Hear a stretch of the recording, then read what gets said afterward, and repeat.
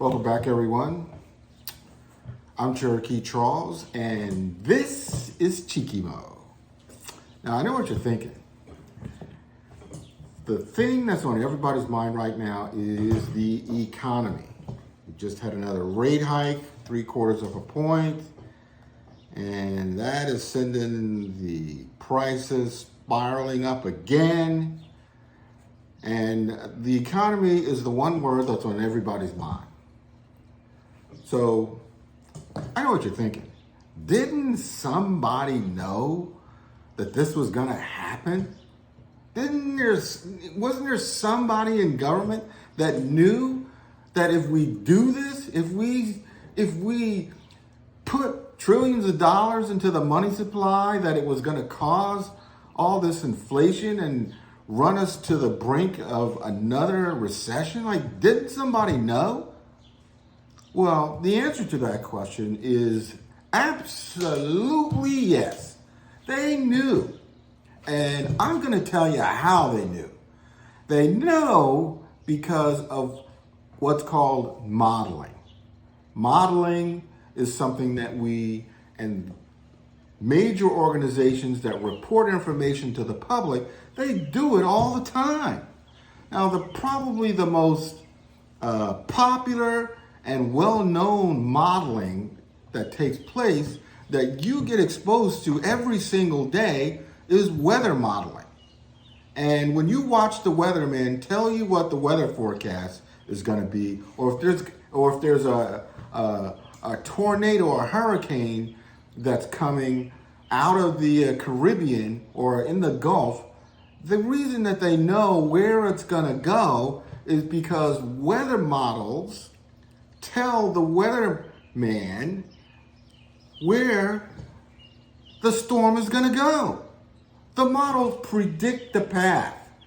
They can also predict the amount of destruction. Okay? They can predict how fast it's going. They can predict how long it's going to be over a certain part of the country. Modeling tells the weatherman all of these things. So that's what we're going to talk about today. We're going to talk about different kinds of modeling.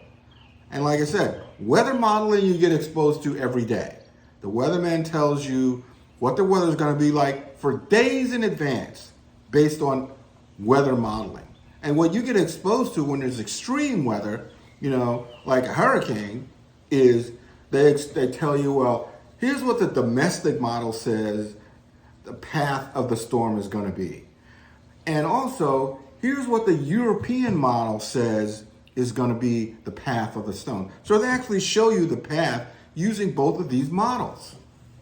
So don't you think that the government uses economic models to predict what's going to happen based on decisions that they're going to make? Absolutely. Absolutely. But they're not going to tell you that. They make it sound like it's something that just comes out of the blue and it takes everybody by surprise. And now we have to deal with the problem. And as you know, the Fed, they react to problems. Okay? They don't set policy in advance. They wait till there is a problem, and then they react to that problem. That's the way they work. So let's talk about modeling. And as I said, everybody gets exposed to modeling, and weather models.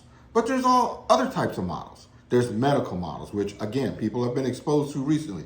We just had COVID, and the medical community had to come up with a drug to fight COVID. Now, when they're coming up with these drugs and they're trying to test whether or not it's going to be effective, they have to use models to figure out whether or not the combination of drugs that they came up with to fight this disease is going to be effective on humans. Now, how do they figure that out? Well, sometimes when they come up with a drug and they want to test its effectiveness, they might use it on animals, like mice. And they use that as a predictor for whether or not it's going to be just as effective on humans. So we have medical modeling going on all the time, okay? The other type of modeling we have is chemistry, and chemists use modeling all the time, okay? When they want to test, chemicals. And like, for example, if they want to make a paint that you buy in Home Depot, and a paint company comes up with a new paint, and they want to figure out whether or not the paint is going to be effective for whatever use it's going to be used for, whether it's indoor paint or outdoor paint. If they made an outdoor paint and they didn't model it or test it to see how effective it's going to be, and they went and produced it and people bought it and painted their house with it, and all of a sudden there's a rainstorm and now all that paint ran off the house, that wouldn't be good for anybody. The company would never be able to sell that again. But they know the effect of the chemicals that they put in to make that paint because they model it first. They test it first so that they have an idea. They are able to predict for long periods of time how effective that paint is going to be. So chemistry and chemists use modeling all the time. Now, let's talk about economic models. Okay? And for the purposes of this particular video, we can create our own economic model right here and right now. So, the question is, does the government guess at the effectiveness of their policies, or do they have models that they use to help them predict the effect of their policies? The answer to that question is, of course, the government has models that tells them, based on whatever decision they decide to make, whether they decide to increase the money supply or decrease the money supply, or increase interest rates or decrease interest rates, the models tell them the effect that that decision is going to have on the economy.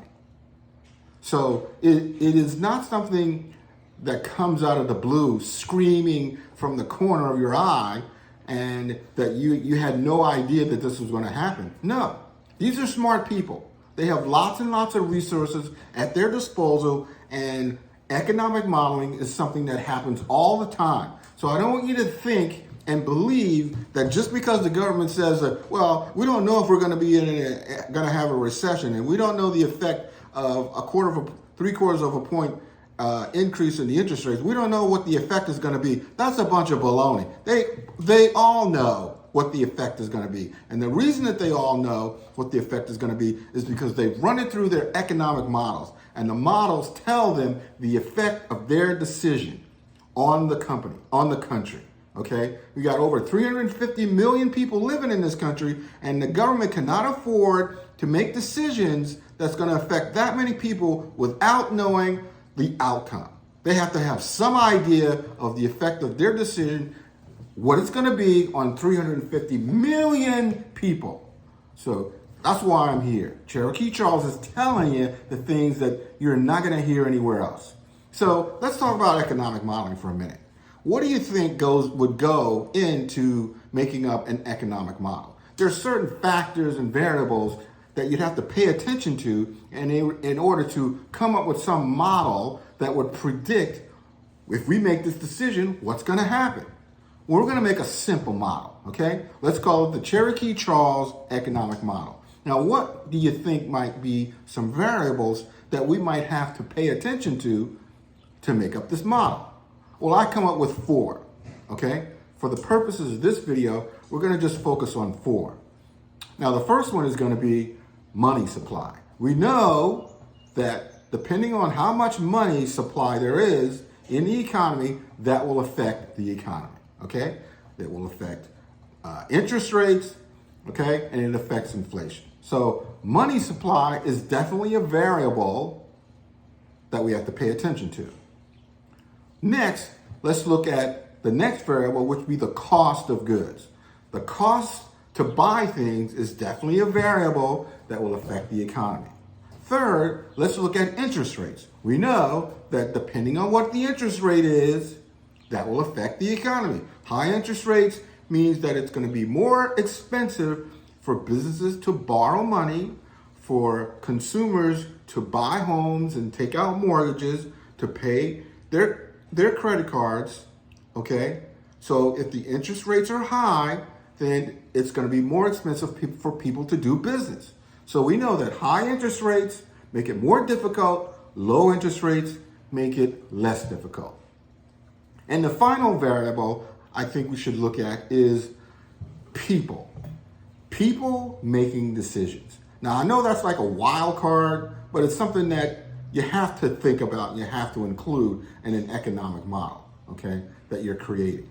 Now, I realize we're making this model simple, but there's lots of other variables that you could probably throw into this model, but for the purposes of this, even though you could throw other variables in this, even models with complex and numerous variables only focus on a few variables at a time. We focus on the variables that we think have the most effect on what we're trying to figure out, okay? Now, here's why we're making this model simple. I know you probably never heard of this, but I'm gonna tell you about a theory called Occam's razor. And Occam's razor basically says this: given options, let's say you have two options to solve a complex problem, okay? Given you have multiple options, two or more, the way that you solve this complex problem is usually the simplest solution. Not the most complex solution, but usually the simplest solution is the answer to solving the problem. That's basically what Occam's razor says. So, in this model that we're talking about, okay, and we have four variables: money supply, the cost of goods, interest rates, and people making decisions, okay? Those are the four variables. Now, if you plug that into your models, let's say we plug into our model that we're gonna increase the money supply, okay? The model will definitely tell you that if you increase the money supply, that is going to cause the value of your money to go down. It's going to be less value. And you're going to have to use more of those dollars to be able to buy the same item, okay? The model would tell you that.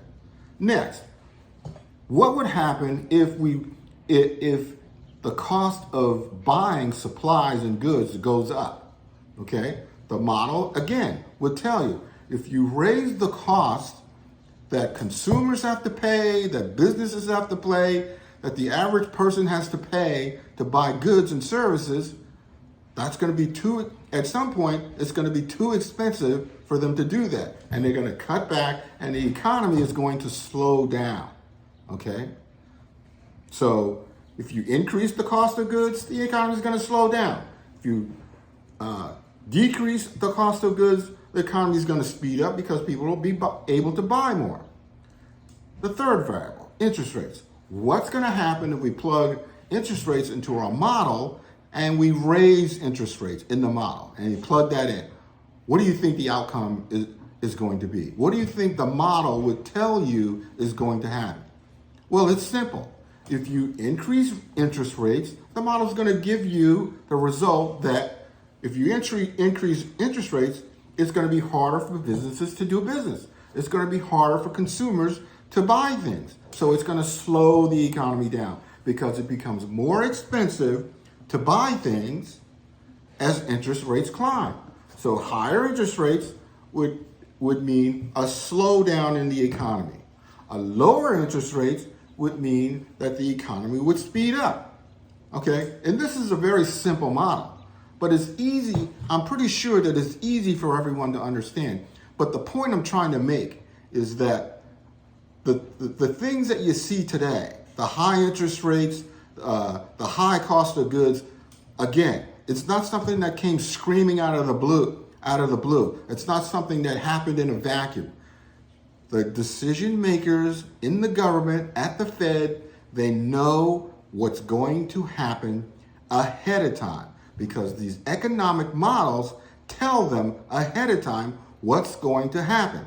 If we do this, here is the result of doing that, okay? And not only do these economic models tell you what is going to be the result of your decision, in many cases, it tells you where the effect is going to be the worst, where the effect is not going to be the worst. In many cases, it'll tell you how long your decision to do that is going to last.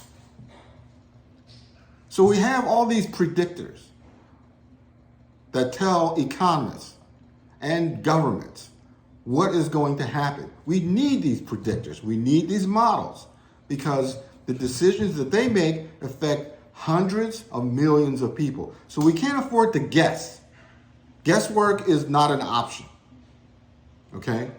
You have to know, or at least you have to have some kind of predictor, math to use as a predictor to tell you what's going to be the effect of your decision. And math is cold. We can take the emotion out of it, and math tells you without fail what's going to happen.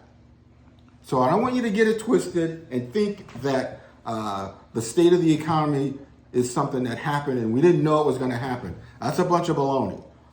Economic models tell us ahead of time what's going to happen. So just like what the Fed is trying to do now, they're trying to raise interest rates. They're making the cost of goods more expensive.